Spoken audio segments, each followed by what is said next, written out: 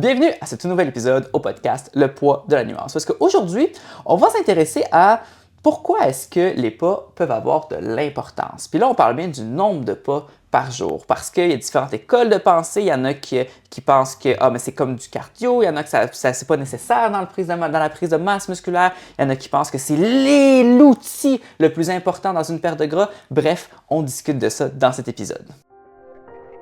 Bienvenue au tout nouvel épisode du podcast Le poids de la nuance par Kinvolve Fitness. Ce podcast est pour tous ceux qui se sentent désinformés, désorganisés et démotivés en naviguant à travers le monde du fitness. Dans chaque épisode, la science et la pratique sont mis de l'avant, sous toutes leurs nuances, pour donner les meilleurs outils et les fondements derrière l'entraînement et la nutrition. Si tu cherches à t'investir dans ta transformation une fois pour toutes, ce podcast est pour toi. Épisode quand même assez simple pour nous aujourd'hui. En fait, c'est une question qui revient souvent, c'est un sujet qui revient souvent et c'est les pas, la marche. Pourquoi est-ce que c'est quelque chose qui prend autant d'importance dans le fitness ou quand tu as un objectif quelconque sur de perte de gras, prise de masse, excuse-moi, pourquoi est-ce que c'est important? Pourtant, c'est pas difficile, puis ça n'a pas l'air d'être quelque chose qui fait forcer. Mais je pense que c'est justement ça le point. Selon moi, pourquoi est-ce qu'on en parle autant? C'est que c'est très polyvalent, c'est très facile à faire. Tout le monde, presque, peut faire la marche, on s'entend, c'est facile pour la majorité des gens. Ça coûte pas très cher, marcher en temps normal. Même si tu n'as pas d'argent pour des souliers, tu peux marcher chez vous si tu veux. Le but, c'est juste de marcher, créer une dépense calorique, puis je pense que c'est l'essentiel de la marche, mais pourquoi est-ce qu'on y met autant d'emphase? Exact. On met beaucoup d'emphase sur la marche parce que, comme tu dis, ça a beaucoup de points bénéfiques, c'est quelque chose qui est simple, c'est quelque chose qui est accessible. Mais on va s'intéresser d'un point de vue perte de gras, prise de masse comme d'habitude. Pourquoi est-ce que ça a autant d'importance et d'impact? Ce qu'il faut savoir, c'est que c'est quand même difficile de contrôler la dépense en énergie qu'on peut avoir par rapport à l'activité physique. Fait que juste sur ce volet-là, d'une journée à l'autre, il y a beaucoup de choses qui font varier notre dépense en énergie.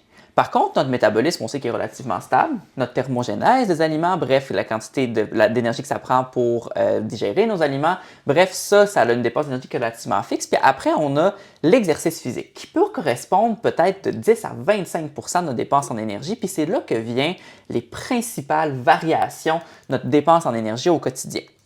On a des exercices qui sont volontaires puis des exercices qui sont involontaires. Fait qu'involontaire, ça va être toutes les tâches de la vie quotidienne, faire du ménage, etc., se déplacer. C'est des trucs qu'on n'a pas nécessairement à penser. Puis tout ce qui est l'activité physique volontaire, c'est tout ce qui est des entraînements, c'est pratiquer du sport, etc. Et pourquoi la marche, c'est quelque chose qui est beau? C'est quelque chose qui prend à la fois en considération nos activités qui sont involontaires, mais aussi la majorité des activités qui sont volontaires. Fait que ça nous permet d'avoir quand même une régulation au niveau de notre dépense en énergie qui est intéressante. Parce qu'une personne qui est très sédentaire à la maison, qui travaille de bureau à la maison, elle n'a pas à se déplacer, ça se peut qu'elle fasse 1000, 2000 pas par jour parce qu'elle a juste besoin de faire ça. Mais par contre, le lendemain, elle va marcher, écoute, elle doit se déplacer au centre-ville parce que là, aujourd'hui, elle n'est plus en télétravail, puis elle fait 10 000 pas par jour. Mais là, sa dépense en énergie entre la journée 1 et la journée 2 n'est pas pareil. Elle a 8 000 pas de dépense en énergie de plus et ça peut avoir un impact significatif au niveau de la dépense en énergie et donc aussi d'un déficit ou d'un surplus calorique. Puis justement, je pense que c'est important qu'on va commencer avec la perte de gras tout simplement parce que je pense que c'est souvent pour ça qu'elle est le plus utilisée. Puis c'est ça le point, c'est qu'on s'entend que pour créer une perte de gras, qu'est-ce qu'on veut? On veut un déficit calorique. Comment est-ce qu'on fait pour avoir un déficit calorique? Évidemment, c'est avec l'apport, c'est avec ce qu'on mange, mais reste qu'il y a quand même une importance accordée à la dépense calorique. Puis dans un contexte où on prend la même situation de 2000 à 10 000 pas, il y a une grande différence sur la dépense calorique et peut-être que cette personne-là, la journée où elle fait 10 000 pas, peut-être qu'elle se dit « OK, my God, il me semble que j'ai vraiment faim. Parce qu'elle avait adapté son déficit calorique, exemple, à elle qui ne bouge pas du tout. Ouais. Et donc, ça peut être problématique, mais reste que l'idée générale, c'est de créer de la dépense. Et la marche, même si ça a l'air super anodin, c'est un exercice qu'on peut faire tous les jours, qu'on peut faire à chaque moment de la journée, évidemment, sauf si tu as un travail qui ne te permet pas de bouger, par exemple. Mais c'est quelque chose qui peut se faire pas mal partout, puis c'est pas quelque chose qui, en fait, qui est très demandant en termes d'énergie. Puis ce que je veux dire par là, c'est que pour ceux qui font déjà de la musculation, qui ont peur qui veulent utiliser leur journée de repos pour récupérer, bien, c'est pas la marche qui va vraiment empiéter sur ça. On s'entend que si tu fais des 30 000 pas de marche en genre 3 heures, parce que tu veux faire le plus de pas possible, peut-être que ça peut impacter un peu sur ta récupération, mais reste que la marche est très accessible, puis ça se fait très bien. Puis c'est une façon de réguler pour t'assurer, en le fond, d'avoir quand même une dépense importante. Puis veux pas, dans une journée, on est tous très, très, très sédentaires. Ouais. Et donc, c'est important d'être en mesure de juste bouger. Puis quand on dit bouger, c'est pas le gym nécessairement. La marche, c'est un exercice. C'est de l'exercice physique. Si tu as envie que ça soit plus intense, tu fais de la marche rapide, mais ça reste la marche. Donc, c'est quelque chose de... Ah, puis en fait, je veux qu'on parle d'un sujet, là, j'ai ma petite parenthèse. C'est-tu vrai que 8-10 000, ça vaut quelque chose, puis après, ça vaut rien? Ou en haut, ça vaut rien? Avant qu'on continue, j'ai un petit service à te demander. Si tu aimes ce genre de contenu, laisse un like ou un 5 étoiles, puis partage avec un ami qui pourrait bénéficier de ce genre d'informations-là. Qui sait, tu pourrais peut-être nous aider à remplir notre mission de rattraper les erreurs du fitness une personne à la fois. C'est quand même très drôle comme point, mais peu importe la quantité de pas qui est fait, ça a un impact qui est positif. On s'entend à faire 2000 pas versus 4000 pas, c'est déjà meilleur au niveau de notre niveau d'activité physique. Fait qu'il n'y a pas de moins bon retour sur les bénéfices quand on s'intéresse uniquement à la dépense en énergie. Après, moi, je pourrais vous dire que la différence entre faire un 6000 pas et un 10 000 pas, c'est environ 40 minutes de marche. Donc, ça se peut que pour une personne, ce soit un peu plus limitant dans son horaire. Mais généralement, le 8 à 10 000 pas est une valeur qui est considérée comme étant raisonnable à atteindre dans une journée. 6 000 pas, c'est environ 60 minutes. Donc, on parle d'environ être pendant 1h20, 1h30 en mouvement dans une journée pour atteindre notre 8 000 à 10 000 pas. C'est une valeur qui est considérée comme étant raisonnable à la base. Est-ce qu'en faire plus, c'est dangereux? Non. Est-ce qu'en faire moins, c'est la catastrophe? Non, pas nécessairement. Je ne sais pas si c'est là que tu voulais que je m'en aille. Oui, mais c'est surtout, je pense que c'est un bon point, mais c'est surtout, je pense que c'est là que il n'y a pas de threshold, il n'y a pas de 8-10 000, c'est bon.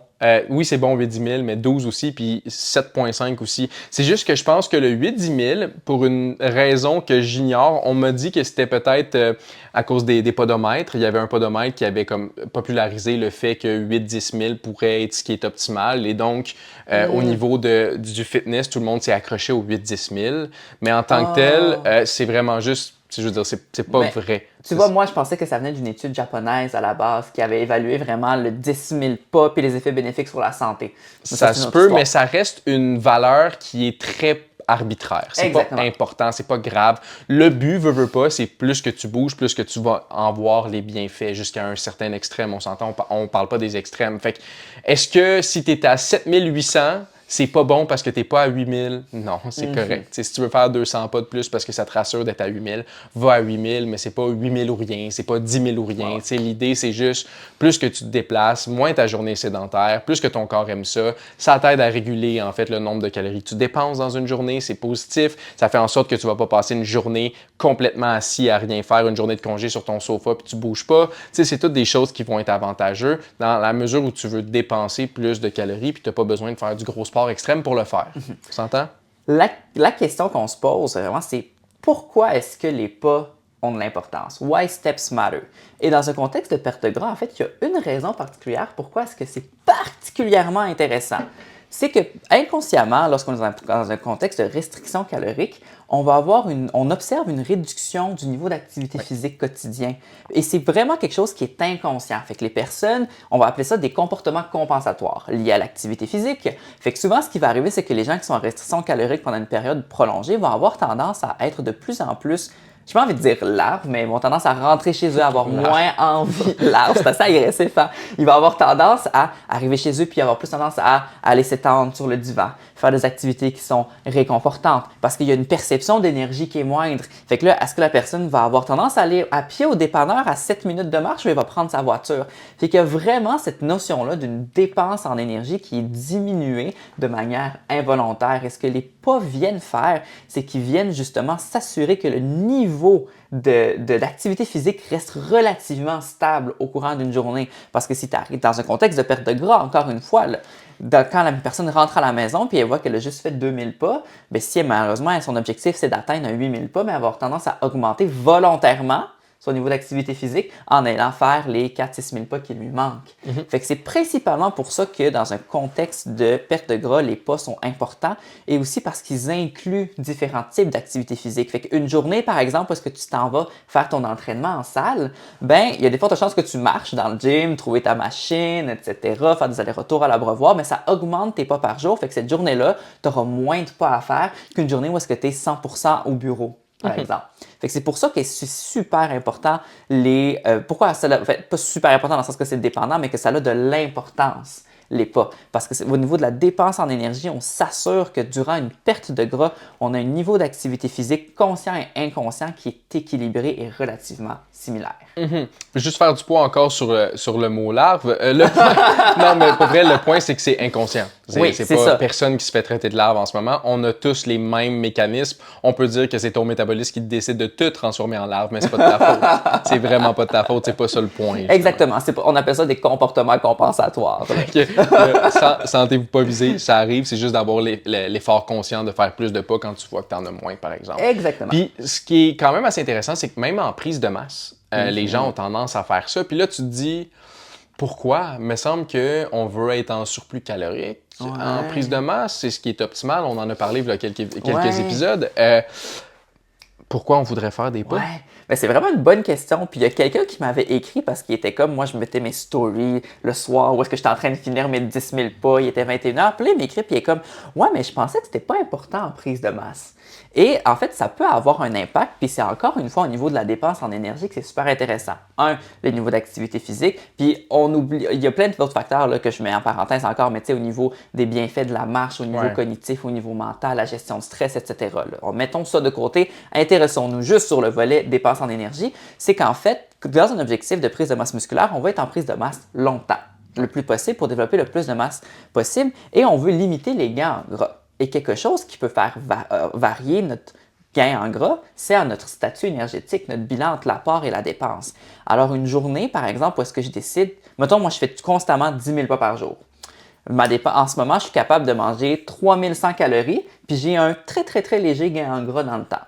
Par contre, si je décide de faire 2000 pas pendant une semaine par jour, il y a des fortes chances que là, mon surplus calorique soit beaucoup plus significatif que lorsque je fais tout le temps mes 10 000 pas. Et ça se peut que dans cette semaine-là, j'ai une augmentation de mon pourcentage de gras parce que j'ai plus la même dépense. L'équilibre énergétique est encore valable dans un contexte d'hypertrophie. Et comme on veut rester longtemps en prise de masse et limiter les gains en gras pour avoir besoin de faire une cote parce qu'on est insatisfait corporellement, ben, être stable dans notre niveau de pas par jour, c'est avantageux pour ça. C'est juste l'idée d'être stable dans ta dépense calorique dans une journée. Comme exact. Ça, ton équilibre énergétique est stable aussi. Parce que la quantité de calories que tu manges normalement est dépendante aussi de la quantité de ton niveau d'activité physique. Sauf que c'est difficile de se dire « Ah ben là, aujourd'hui, j'ai juste fait 2000 pas, fait que là, je vais manger 2700 calories. » C'est pas ce qu'on recherche non plus parce que ça peut justement créer une mauvaise relation entre l'activité physique et l'alimentation. Fait que le plus simple, puis on peut pas le savoir tangiblement c'est quoi. Fait que le plus possible, particulièrement parce que moi, je suis dans un contexte de bodybuilding, moi, je veux maximiser mes résultats en mes gains en masse, en minimisant les gains en gras que je peux faire, ben, j'essaie d'avoir contrôler le plus de variables possible pour être constant. Fait que mon sommeil, ma nutrition, mes entraînements, ma quantité de pas sont très, très, très constants. Fait que c'est pour ça que les pas, ça peut être intéressant dans un contexte d'hypertrophie, de prise de masse. Rien de plus compliqué. Alors, c'est vraiment pour ça que les steps peuvent avoir de l'importance. Pardon, l'anglicisme, le nombre de pas par jour qu'on fait a de l'importance, que ce soit dans un objectif de perte de gras ou un objectif de prise de masse musculaire. Est-ce que c'est la catastrophe si on n'a pas la capacité de les mesurer? Non, mais c'est quand même un beau bonus à avoir, un bel outil à avoir pour régulariser sa dépense en énergie, peu importe notre objectif.